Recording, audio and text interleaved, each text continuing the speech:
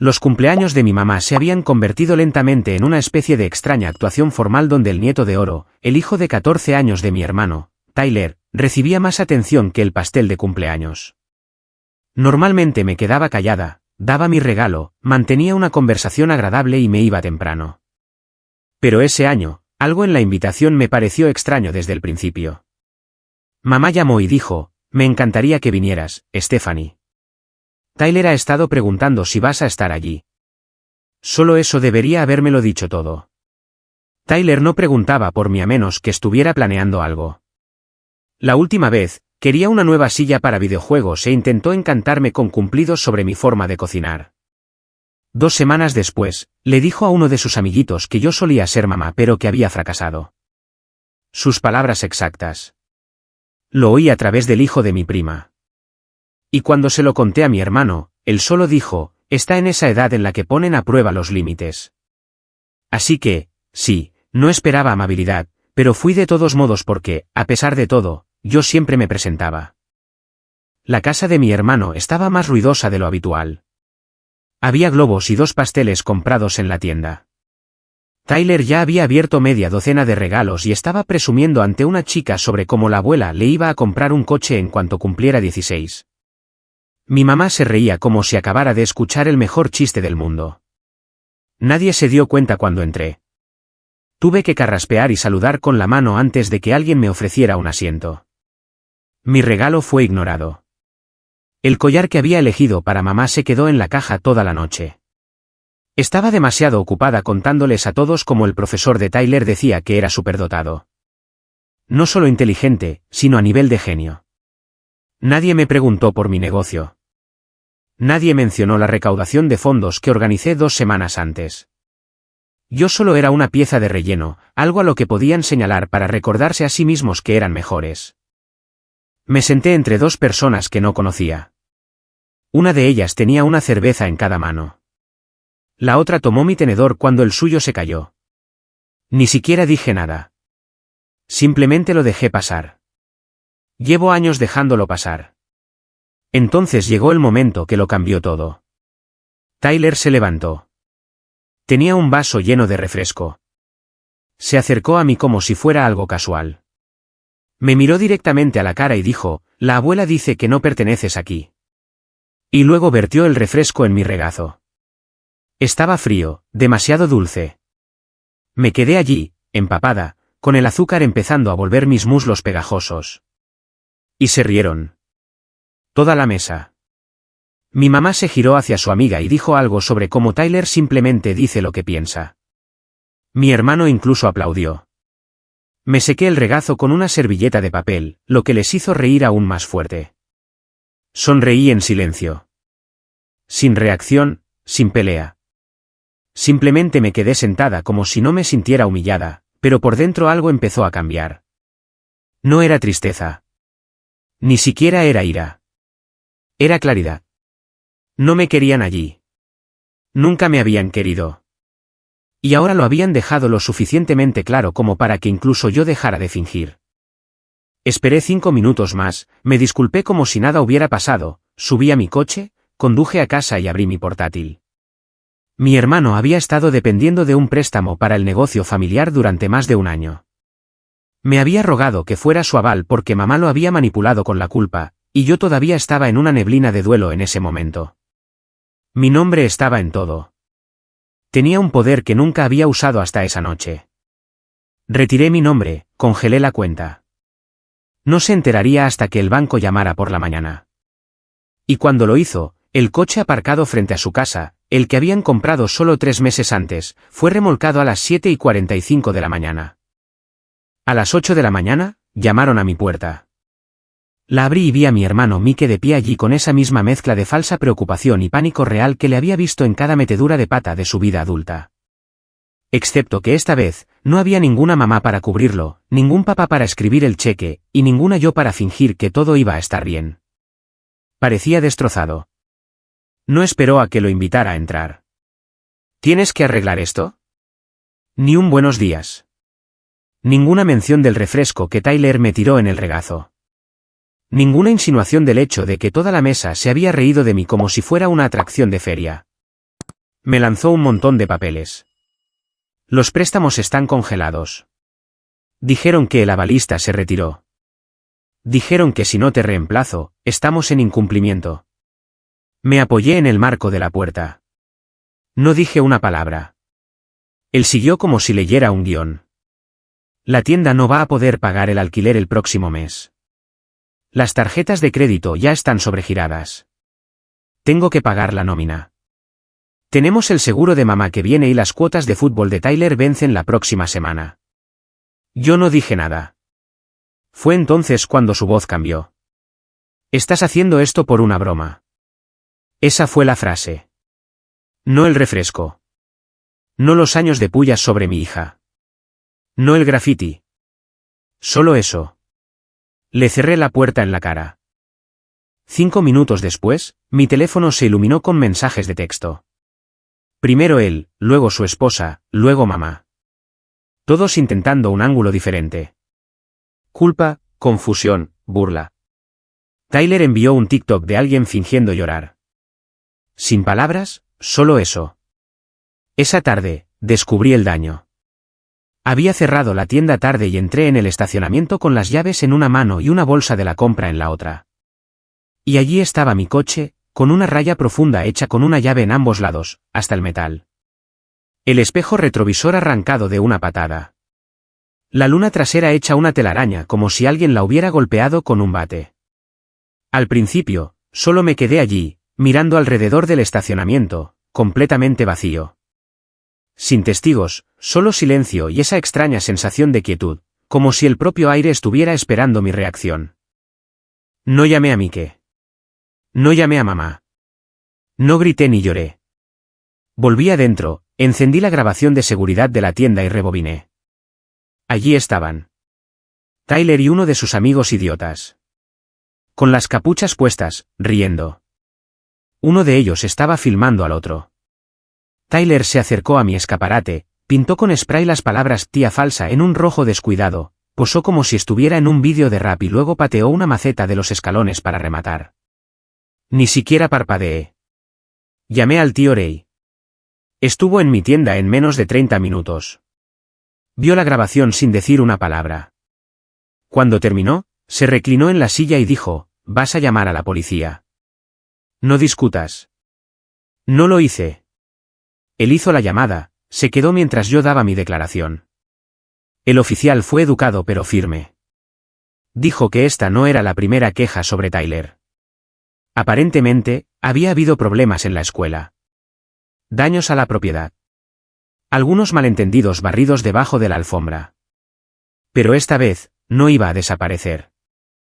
A la mañana siguiente, Mike estaba de vuelta en mi casa, esta vez no llamando a la puerta, sino simplemente de pie al otro lado de la calle, caminando de un lado a otro como si esperara un milagro. Cuando se dio cuenta de que no iba a salir, empezó a gritar. No pude oírlo todo, pero capté fragmentos. Palabras como traidora, desalmada y te arrepentirás de esto. Luego llamó mi mamá. Dejó un mensaje de voz diciendo, no sé qué te ha pasado.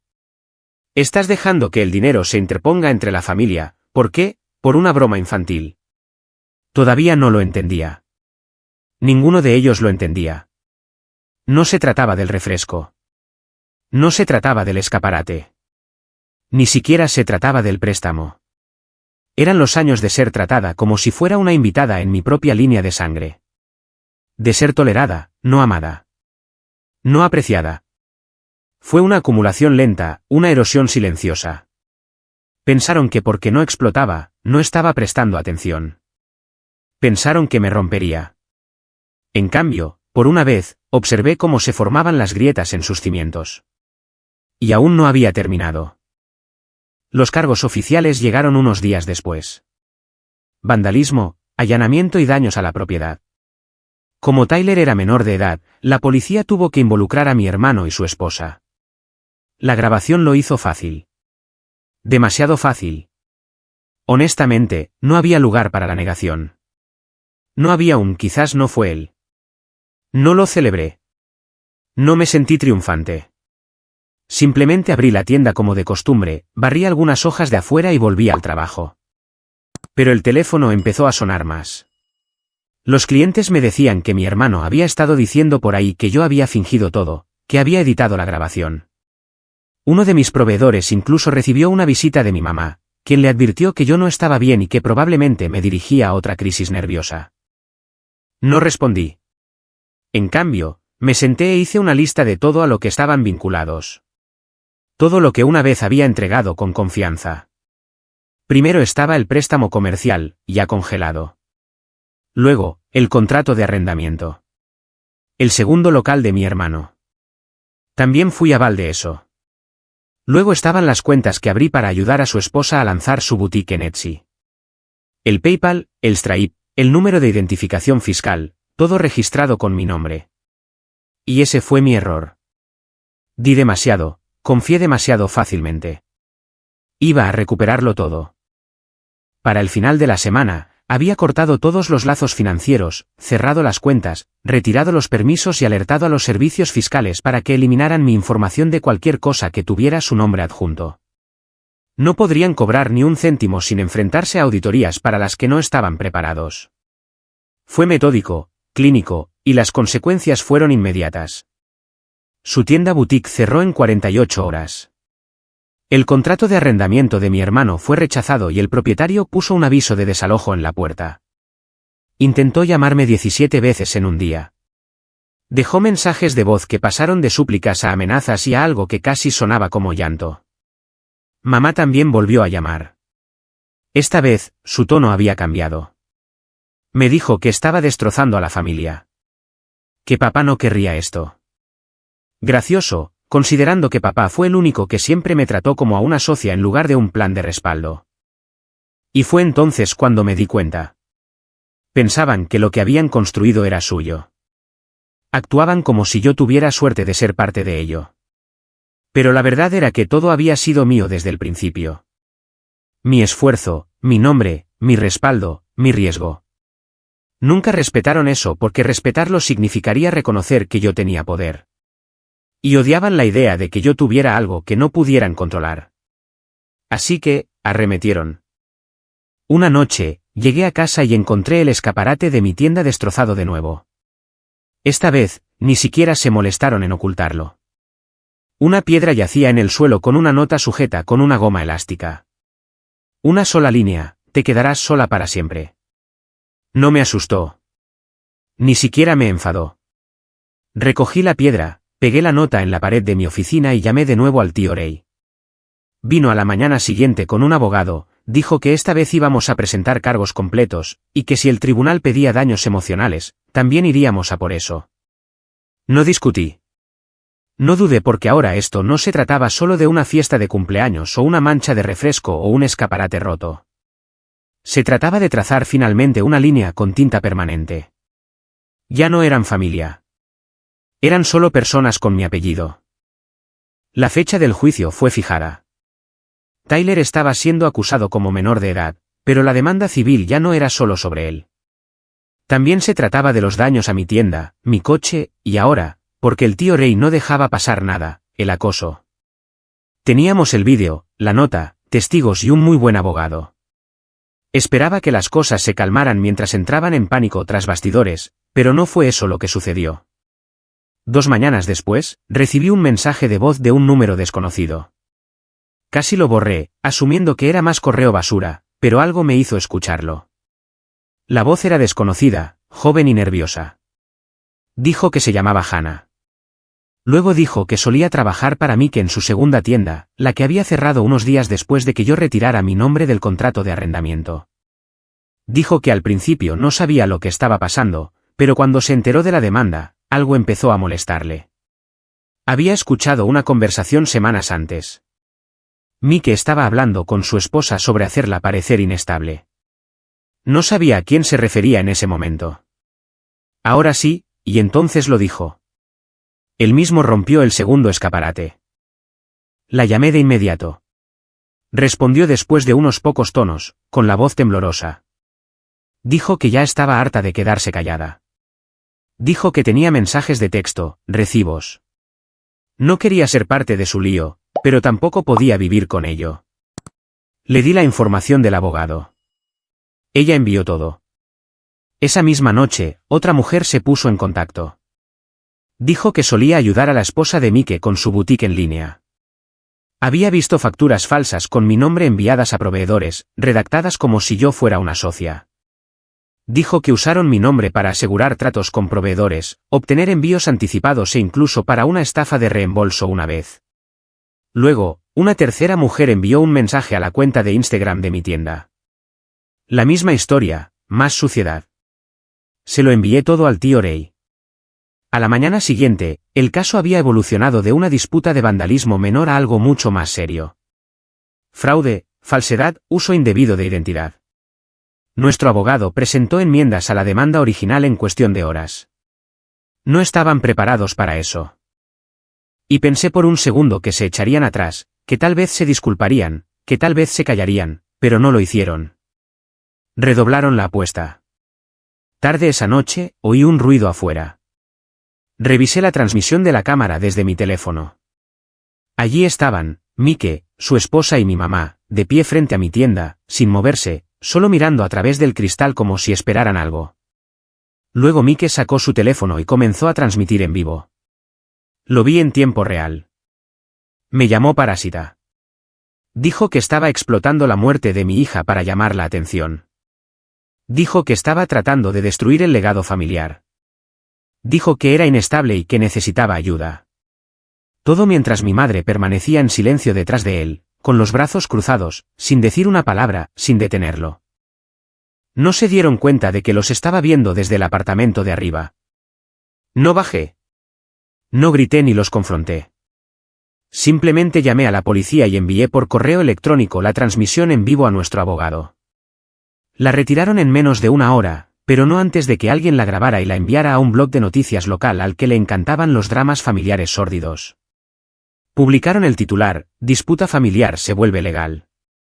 Colapso en transmisión en vivo echa más leña al fuego. Al día siguiente, la gente empezó a aparecer en la tienda. Desconocidos, algunos clientes habituales, algunos preguntaron si estaba bien. Unos pocos solo vinieron a comprar cosas y dijeron: bien por ti. Una mujer dejó una nota que decía: has manejado esto mejor de lo que la mayoría lo haría. Y todo lo que hice fue trabajar en silencio. Mientras el fuego se extendía detrás de mí. Mike y su esposa recibieron una citación judicial 2 días después. Fraude, difamación, daños y perjuicios, todo el paquete. Su abogado intentó negociar, dijo que estarían dispuestos a resolverlo en privado si yo simplemente retiraba las demandas públicas. Ni siquiera respondí. Dejé que mi abogado se encargara porque lo que nunca entendieron fue que esto no era venganza. No era un ajuste de cuentas. Era supervivencia. Y ellos fueron los que encendieron la cerilla. El juicio se fijó para un jueves por la mañana. Apenas dormí la noche anterior. No porque estuviera nerviosa, sino porque quería que terminara. Quería que se resolviera. Quería entrar con la verdad y salir con mi vida completamente separada de la de ellos. Llegué temprano. El tío Ray ya estaba esperando afuera, tomando café como si fuéramos a una ferretería. Concéntrate. No dijo mucho, solo me entregó una copia de la documentación que el abogado había presentado la noche anterior.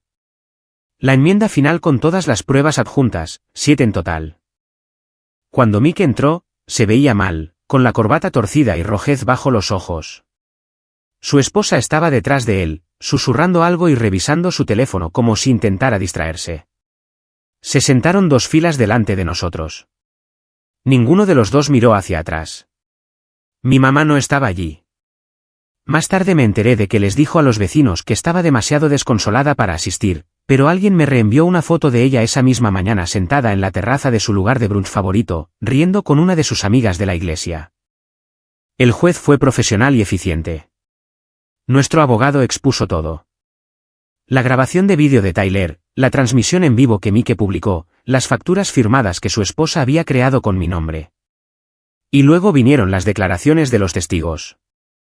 3 ex empleados, 2 proveedores y Hannah, la chica que tenía los recibos de Mike planeando el segundo acto de vandalismo. Vi a Mike encogerse aún más en su asiento con cada prueba. Y luego nuestro abogado pidió una restitución, no solo los costos de reparación, sino también los daños emocionales, la interferencia en el negocio, los honorarios legales, la lista completa. Su abogado intentó argumentar que era excesivo, que se trataba de una disputa familiar privada que se había salido de control. Pero el juez no picó el anzuelo. Miró la transcripción de la transmisión en vivo, hojeó las capturas de pantalla y dijo algo que nunca olvidaré. Si así es como su familia maneja las cosas en privado, entonces estoy agradecida de que se haya hecho público. Ganamos todas y cada una de las demandas. A Mike y su esposa se les ordenó pagar más de $28.000 en daños. Tyler fue sentenciado a servicio comunitario, terapia obligatoria y una disculpa formal, que entregó más tarde por correo electrónico, claramente escrita por otra persona. No respondí. Pero lo que sucedió después del juicio fue casi peor. Una semana después, llegué a casa tarde y encontré el macizo de flores fuera de mi apartamento destruido. Mi buzón estaba doblado por la mitad y alguien había tirado comida vieja por toda la puerta principal. Sin nota, sin firma, solo un desastre. Ni siquiera parpadeé. Lo limpié, instalé otra cámara, presenté otro informe. La policía se lo tomó en serio esta vez porque ahora había un registro. Unos días después de eso, el mismo primo que se había mantenido en contacto discretamente me envió un mensaje de texto. Dijo que había estado en una reunión familiar, una pequeña, principalmente parientes mayores, y alguien me mencionó. Mi mamá dijo que me había convertido en una mujer fría y amargada, que estaba usando el duelo para salir adelante. Mike, dijo, no había terminado de luchar. No respondí al mensaje. Solo hice una captura de pantalla y lo archivé. Pero fue entonces cuando me di cuenta de algo que me hizo sentir una calma que no había sentido en años. Se estaban desmoronando. Cuanto más construía yo, más se desmoronaban ellos. A la tienda le iba mejor que nunca. Había lanzado una nueva línea de productos de origen local. Me asocié con un proveedor regional. Las ventas se habían duplicado en un mes. Estábamos expandiéndonos. Mi personal había crecido. Estaba más ocupada que nunca. Pero no se sentía pesado. Se sentía ganado. Y me aseguré de que las personas adecuadas se enteraran. No todos, solo los primos que todavía eran decentes. Los que todavía llamaban en los cumpleaños, los que se presentaron en el funeral sin necesidad de que se les rogara. Les conté sobre la expansión, la cobertura de prensa, el premio empresarial para el que estaba nominada. De manera casual, casi como una ocurrencia tardía. Y ellos se lo contaron a los demás. Nunca dije nada cruel, nunca me regodeé, solo hechos, progreso, felicidad. Y sabía que los estaba consumiendo por dentro porque durante años me dijeron que los necesitaba, que sin su aprobación, su atención, su apellido, estaría sola. Pero ahora eran ellos los excluidos. Y la peor parte para ellos, a mí me iba perfectamente bien. Pasaron unos meses. La tienda prosperaba y ya no miraba por encima del hombro. Las cámaras seguían instaladas. Las cerraduras seguían reforzadas. Pero esa sensación de tensión constante se había disuelto. La paz no era ruidosa. Era silenciosa, como despertarse y darse cuenta de que el zumbido en tu cabeza finalmente se ha detenido. No había sabido nada de mi hermano desde el juicio. Su esposa me dejó de seguir en todas las plataformas. Tyler desapareció de Internet. O quizás simplemente hicieron sus cuentas privadas. De cualquier manera, su silencio se sentía más estratégico que arrepentido. Mi mamá nunca volvió a llamar. Ni una sola vez. Pero todavía oía cosas, siempre a través de otras personas. Un primo mayor me dijo que Mike había intentado iniciar otro negocio, pero nadie lo respaldaba. La voz se había corrido en silencio, pero lo suficiente. Los proveedores no confiaban en él. Los propietarios querían avalistas. Incluso su iglesia, antes ciegamente leal, se había distanciado después de la transmisión en vivo. Estaban atrapados. El daño que causaron ya no era solo para mí. Estaba en sus nombres, sus reputaciones, sus finanzas. Y la mejor parte, nunca necesité jugar sucio. Todo lo que hice fue según las reglas. Cada documento, cada declaración, cada retirada del préstamo o arrendamiento, todo dentro de mis derechos. Ellos habían lanzado lodo. Yo le entregué un expediente al juez. Pero hubo un momento, inesperado y extrañamente satisfactorio, que realmente lo selló todo para mí. Era un domingo. La tienda estaba cerrada. Estaba limpiando después de un evento privado que habíamos organizado. Una pequeña muestra local, negocios de mujeres, muchas risas y comida. Una de las nuevas chicas que había contratado estaba barriendo cuando se detuvo y dijo que una señora había estado afuera antes, simplemente mirando hacia adentro, vestida como si viniera de la iglesia. Revisé la transmisión de la cámara.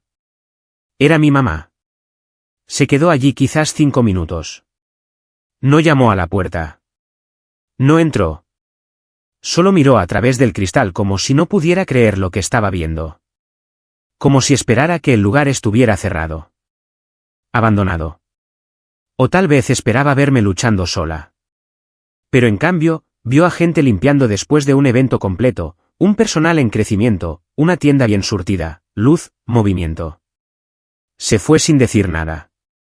No la llamé. No la perseguí. Simplemente volví a cerrar y a limpiar los mostradores como si nada hubiera pasado porque para entonces, realmente no era nada. No los extraño. Ni a mi hermano, ni a su engreído hijo, ni a la mujer con la que se casó, ni a la madre que gastó su energía protegiendo a todos excepto a la hija que la necesitaba. No extraño las sonrisas forzadas ni la charla trivial ni los silencios que siempre se sentían cargados de juicio. No extraño fingir reírme de los chistes de Tyler o fingir que no me dolía cada vez que dejaban a mi hija fuera de las fotos familiares. Estoy construyendo algo ahora, algo real, no solo un negocio, sino una vida donde soy respetada, estoy segura, soy escuchada, y sí, a veces, cuando algo sale bien, cuando alcanzamos un hito de ventas, cuando un nuevo producto se agota, cuando alguien etiqueta la tienda en las redes sociales diciendo lo hermoso que es el espacio, me aseguro de que cierto primo se entere. No por rencor, solo por estrategia. Porque sé que se lo contarán, y sé que los vuelve locos.